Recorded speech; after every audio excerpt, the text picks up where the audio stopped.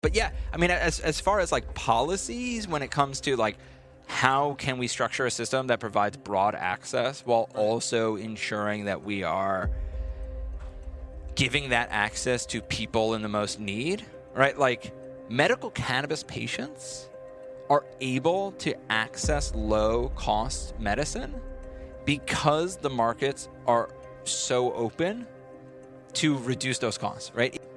Only a limited number of producers, only a limited number of conditions to which you can qualify. Patients in Texas have a much harder access than patients in Oklahoma. Sure. And part of what allows patients in Oklahoma to have much, much better access is that the companies there are able to take advantage of larger economies of scale with, many, many, many more consumers. And that economy of scale allows them to lower their cost per unit of medicine.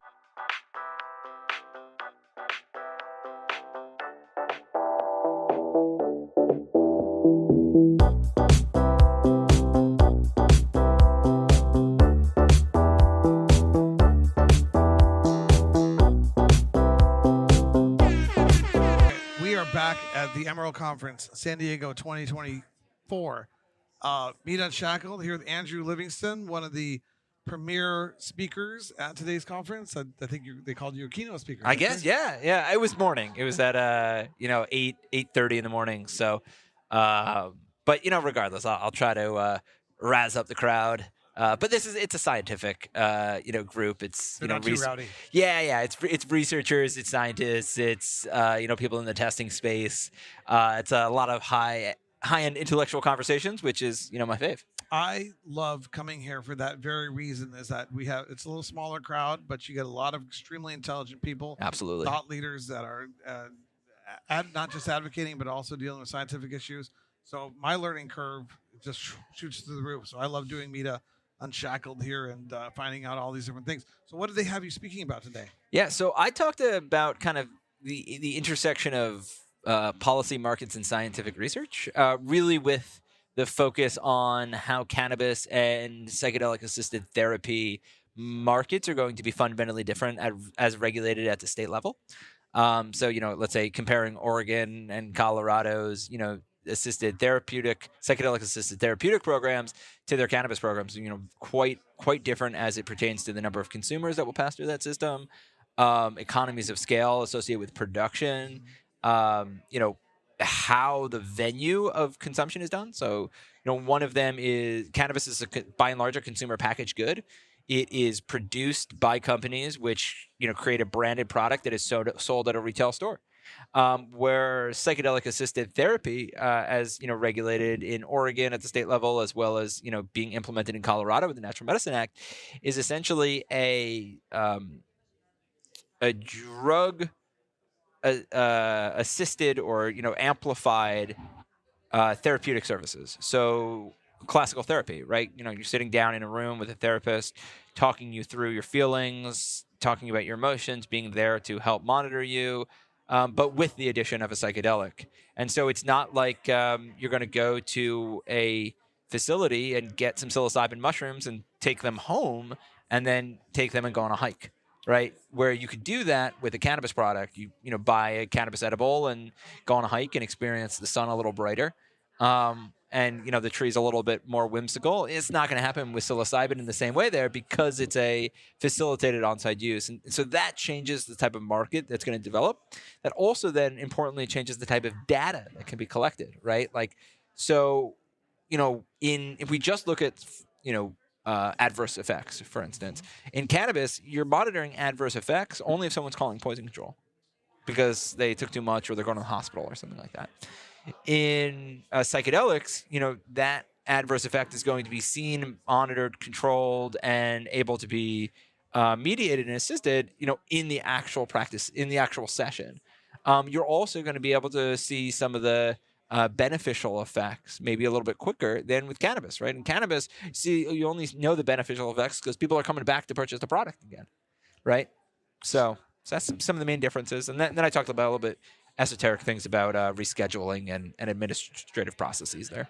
Yeah, and so I could go in lots of directions, but one thing I want to know: so consumer packaged goods in the psychedelic industry right now cannot be purchased directly from these centers in Oregon and Colorado?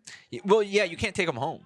I mean, it's the facilitation centers. I gotta show you what I have in my backpack. Yeah, those are all this kind of gray market. Is that illegal? Yeah, this gray market has Unshackled. has really proliferated. In Colorado, there's decriminalization for the personal use, Yes. personal possession, and some sharing. In lots of ways that adult use cannabis programs allow for personal possession, cultivation, and sharing. Like you and I could grow my own cannabis, roll up a joint, and share it with you. In the same sort of way in Colorado, I could grow my own psilocybin mushrooms and have you over my house, and we could eat them together, sort of thing. But I can't create a product from that and sell it. Okay. And so there has been a gray market that has proliferated during the implementation and things like that. But yeah, we're not going to have the sort of branded consumer packaged goods particularly for edible products and psychedelics as we have for cannabis. And Oregon doesn't have those either. No, Oregon doesn't even allow for the decriminalization of of personal use in the same way. Okay. I'd have to double check because Oregon actually just recriminalized. Previously, Oregon had decriminalized all drug possession, and so things may have changed. Well, they have changed because the governor, I think actually today or yesterday, just signed a bill that recriminalizes that. It was an initiative that passed a few years ago. So I'd have to double check some of the status there. But no, their psilocybin access law didn't produce the same rights for home production and home use that Colorado's does. That's interesting. So, one of the things, you and I both are students of the market evolution and the supply chain development in cannabis.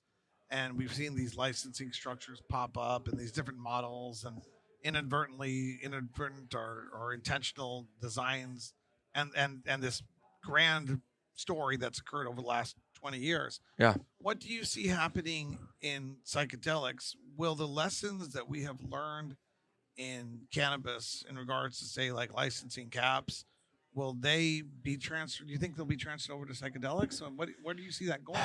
So first, I think we have to question whether or not states have learned from previous experiences with cannabis. Yeah. I am constantly reminded that states implement the programs that they think are best. Mm-hmm.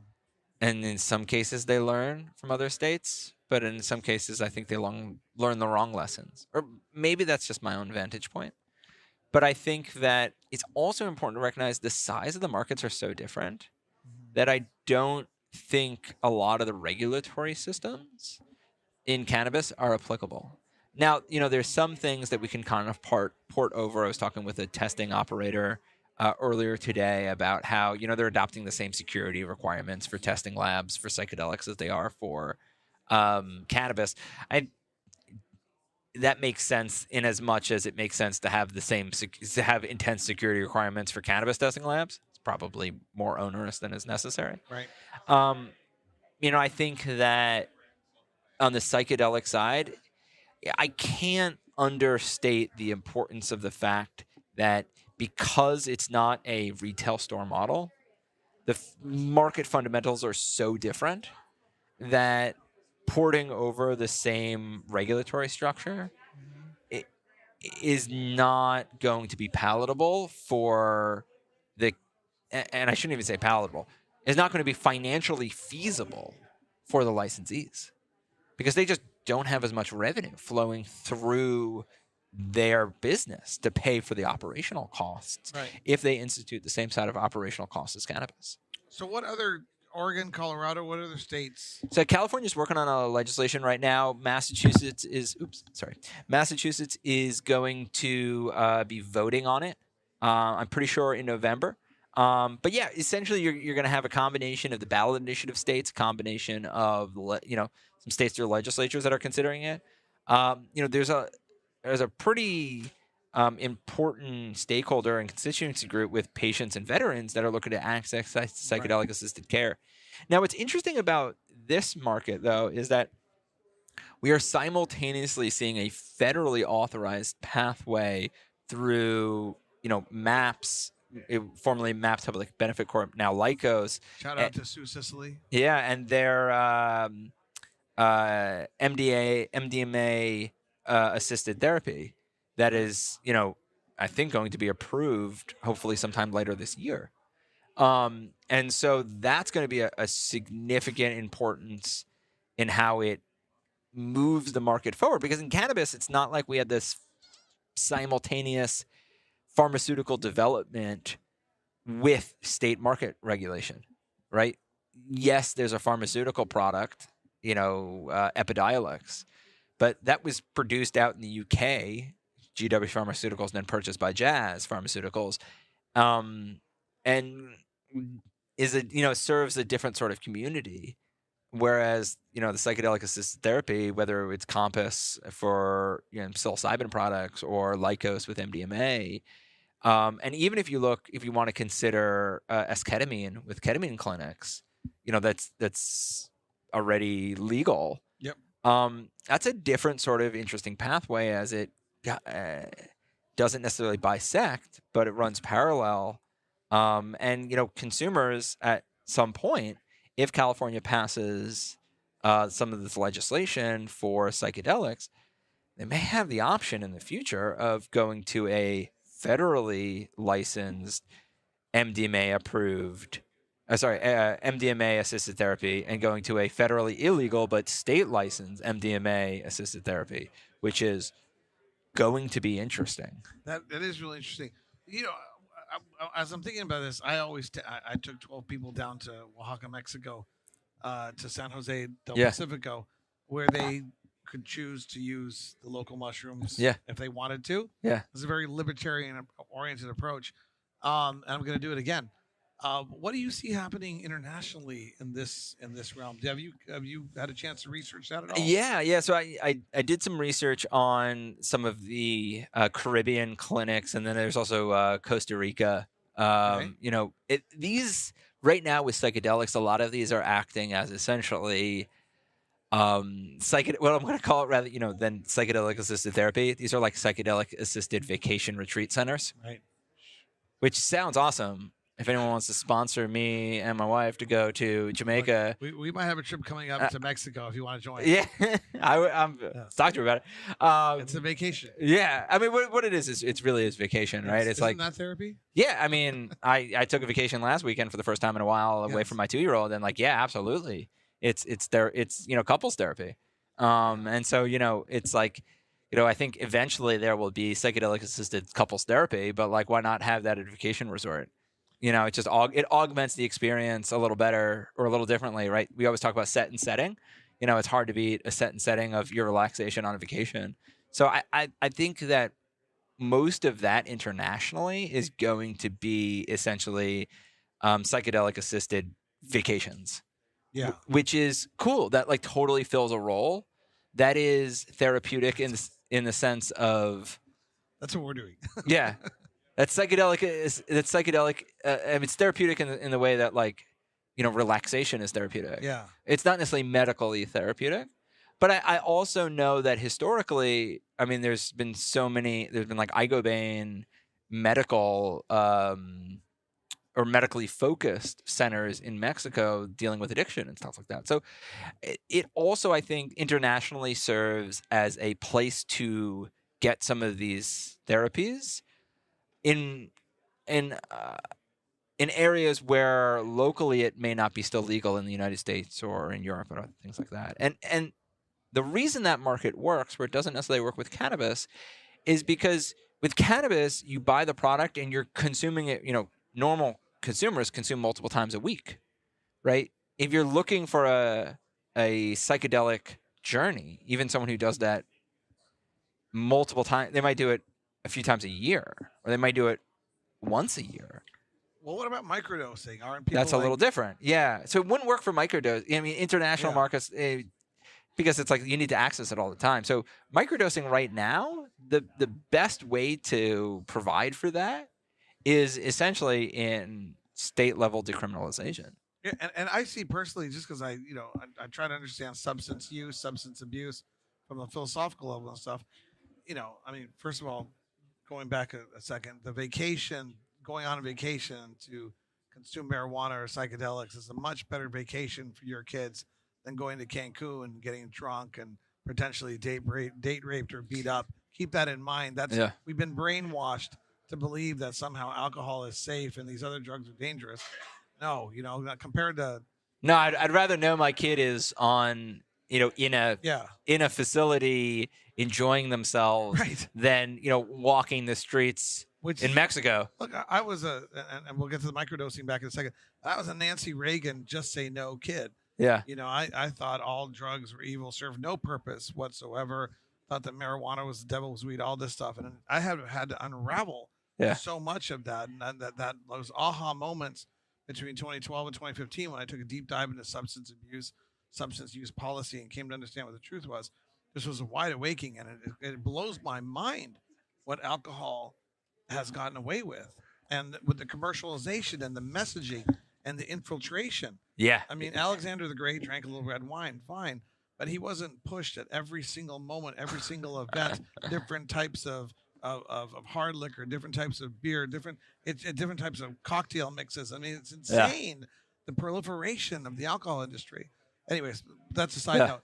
But I can see microdosing being something that is adopted just because my empirical experience with humans who microdose, who are who use it to be functional and excellent. Yeah. I can see. I mean, I can't tell you scientifically, what exactly microdosing does, but I can see microdosing being like coffee in the morning. You need a coffee to pick you up. You need a microdosing to balance you out. Yeah. Tea at night, you need it to relax. Cannabis at night, you need it to relax. Glass of wine at night, you need it to relax. It serves a purpose to balance yourself out to become excellent. I can see microdosing being that way. How do we get it there? What do we need to do? Yeah. So my colleague and one of the founding partners of the firm, Josh Capel, has founded the Microdosing Collective, pushing policies for microdosing through some of these state programs. And I think that in order for us to create that opportunity, we need to create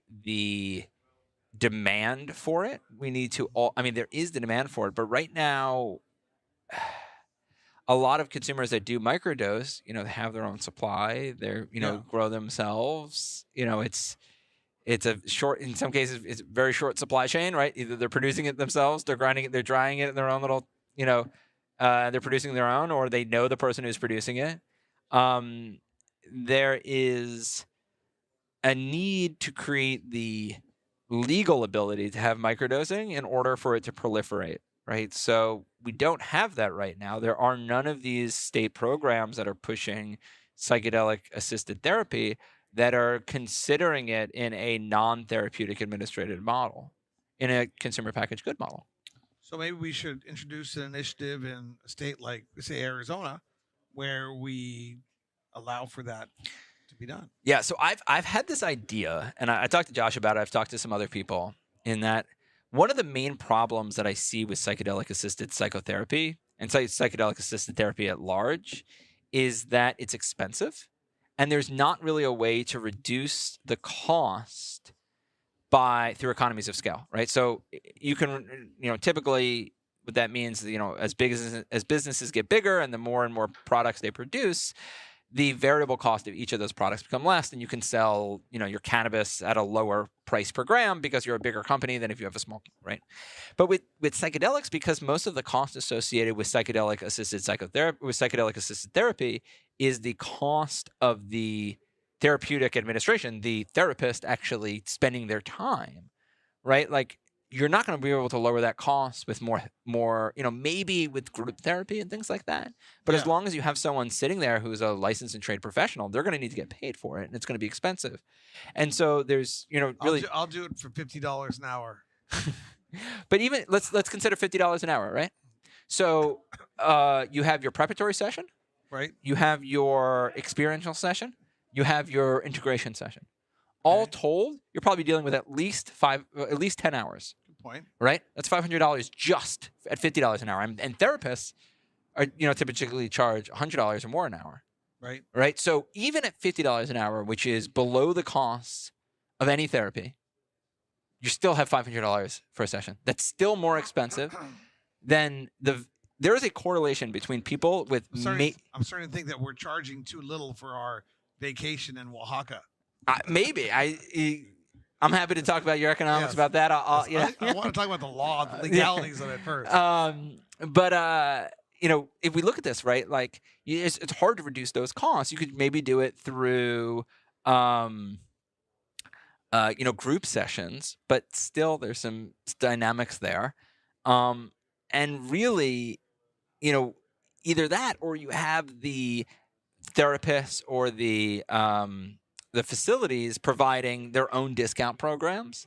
And that really they're just cutting to their own margins out of their own goodwill to provide, a sliding scale to patients. So that's a benefit. But one of the things I've been thinking about, I've talked to Josh and others, is that why don't we simultaneously legalize the commercial sale of microdoses, tax that, create a pot of money that we then utilize to provide grants to facilitation centers and therapists to provide free or low-cost psychedelic assisted therapy to those in need. Because there is a correlation between people with the most significant most significant need for therapeutic services and their inability to pay for it.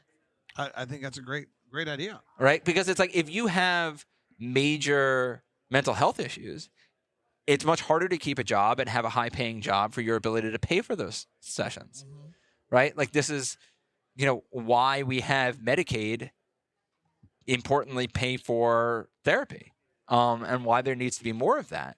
And it's because like they need, kind of some of these wraparound services beyond just pharmaceuticals. And if we are preventing access of psychedelic assisted therapy to those who can't afford it, we are not able to capture many of the people with the most significant need. Absolutely. We should do a whole series with him, Catching Up with Andrew, America's #1 cannabis and psychedelics attorney. No, I'm not an attorney, but nerd. You can say nerd. Yeah, sorry, nerd. I always policy expert. Yeah, I always have to catch people on the. I work for lawyers, but I'm a great law firm, by the way, and I much mad respect. I guess you're the drug policy expert. What's your official title there? I'm the director of economics and research. Okay, director. Well, kudos to them for bringing on a director of. Yeah, well, I started, when we were 5 people.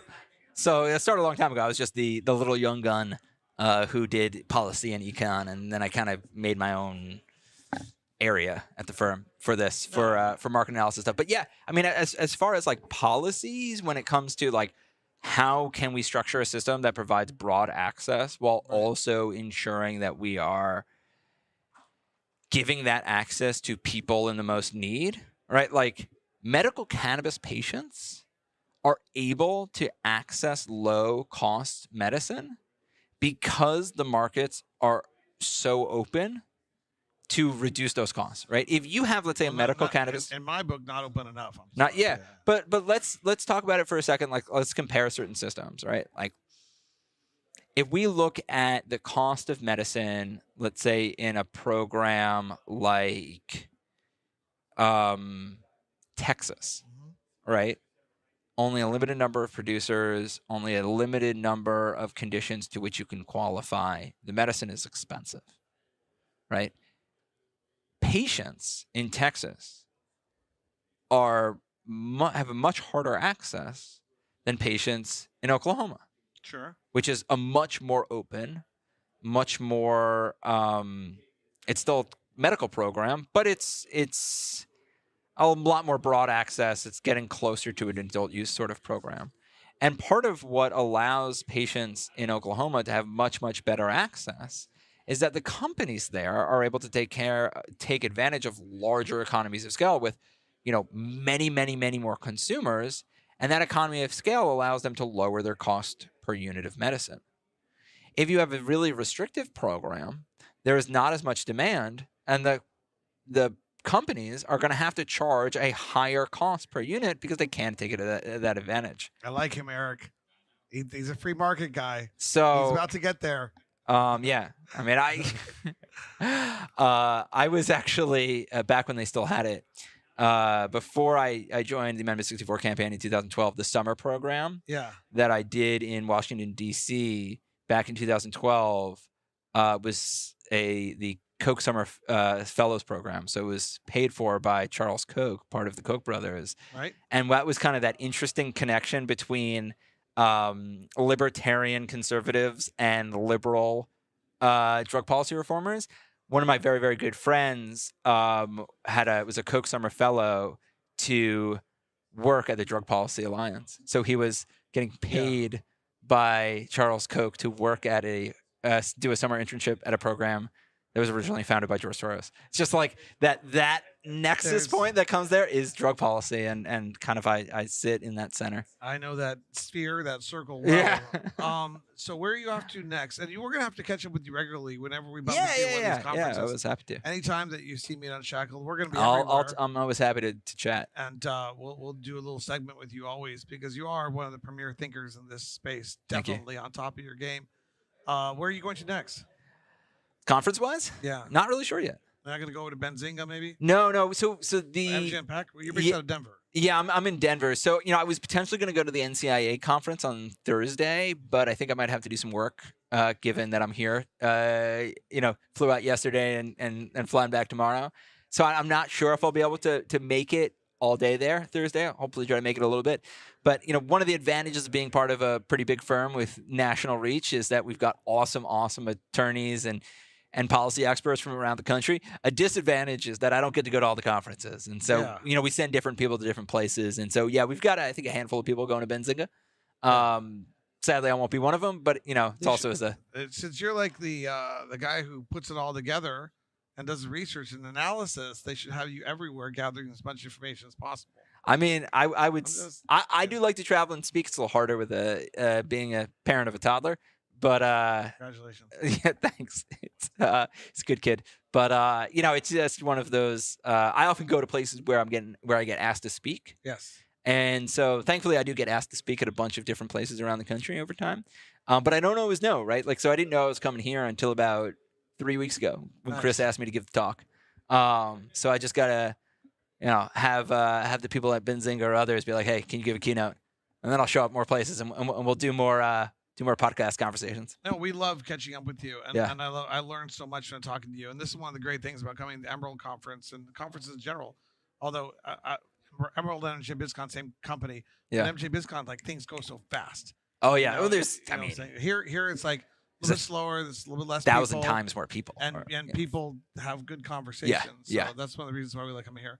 But so anytime you see Meet Unshackled, let us know. We'll get you on. Update the folks as to what you're up to. And how do people get in touch with you and reach you? Yeah, so the best thing to do is to email me, a.livingston@vicentellp.com. That's the easiest way to contact me. You can also find me on LinkedIn. The problem is Andrew Livingston is a very common name, and I look like a normal white person. Yeah. And so if you type in Andrew Livingston Cannabis, I've been around in the game for long enough, you'll probably find me from there. But I only check LinkedIn probably about once a week. So if you hit me up with a message, it may take a little longer, but you can email me and I'll get it back to you quick. You can also call our offices or find us at vicentellp.com. And I'm always happy to chat with new people. If you think you want to be a client, awesome. I'd love to work with you. If you're a student or a researcher, happy to chat with you. And, if you meet me at a conference, I'm easy to chat with, and I'll keep talking to you for as long as you like. Well, you're a young man. You're in a great place with a great firm, and you're a great thinker. So, as I stay in this cannabis industry, I really look forward to, or psychedelic. And I really look forward to. And I do both. The tracking, tracking and then following your progress and seeing where you end up and just watching what you do. Thank you, Dimitri. Appreciate it. Really cool. Good to see you. Thank you. Always. Yeah.